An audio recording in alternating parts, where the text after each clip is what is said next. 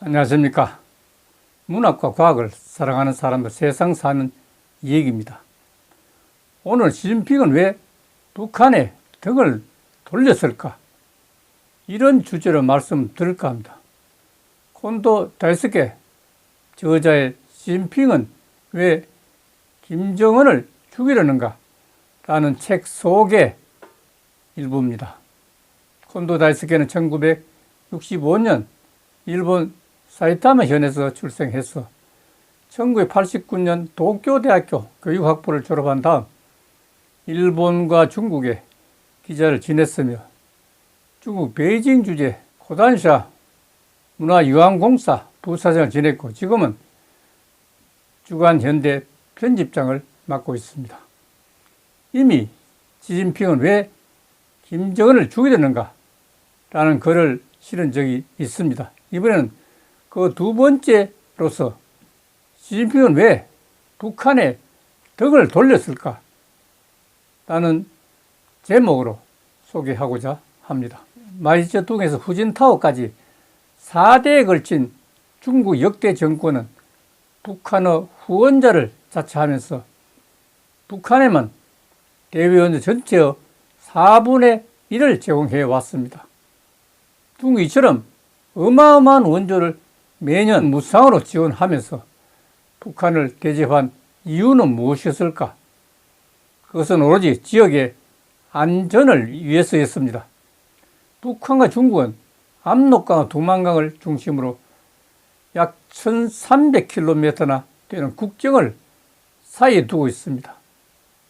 지린성과 라오닝성에는 약 200만 명의 조선족이 살고 있고 북한 정권의 위기와 한반도 전쟁의 발발은 수십만 명의 난민을 양산할 수 있습니다.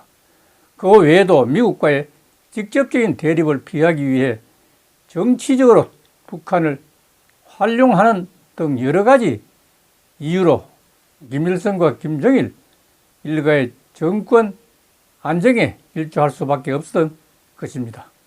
하지만은 시진핑과 김정은의 시대를 맞이하면서 북중간이 삐끗거리기 시작했습니다.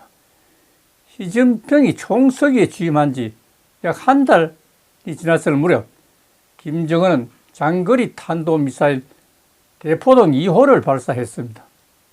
그래서 첫째, 중국은 만류에도 불구하고 도발을 강행한 김정은의 대노한 시진핑은 이례적으로 강경한 태도를 취했고, 둘째, 유엔 안보리 제재 강화 결의안이 만장일치로 채택되었던 바로 계기가 되었습니다.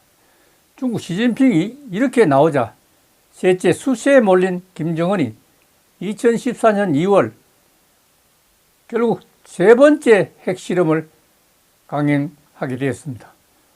거기다 시진핑이 북한에 등을 돌리게 된 또 다른 이유가 있습니다. 넷째, 바로 북한과 중국을 잇는 다리 역할을 해왔던 친중파 장성택을 처형한 사건 때문이었습니다. 2013년 12월 장성택 숙청이 북한에서 공포되기 전까지 중국은 이런 사실을 전혀 알지 못했습니다. 다섯째, 일련의 도발과 장성택 숙청을 계기로 시진핑은 북한에 대한 경제 원조를 재검토하기 시작했습니다. 50만 톤의 원유에 10만 톤에 이르는 식량 원조를 중단했으며 화학비료 2천만 톤의 원조 역시 동결했습니다. 중국의 접경 지역인 단둥에서는 2013년 2월 이후 북한 무역이 거의 정지되다시피 했습니다. 북한의 홍콩화 계획이라고 불리던 라선과 신의주의 경계특구 개발도 중단되었습니다. 중국의 지원이 전면 중단되고 유엔 안보리 결의안이 발효되면서 고립 상태에 빠진 김정은 체제에 비상등이 켜진 것입니다. 따라서 김정은은 북한 정권이 추후 어떻게 중국을 대할지 심각한 관심이 아닐 수 없습니다. 결과적으로 북한이 중국과 한국 사이에서 오롯이 망하느냐 아니면은 새로운 길을 모색할 것인지 여기에 관심이 쏠 수밖에 없습니다. 여기서 마치겠습니다. 감사합니다.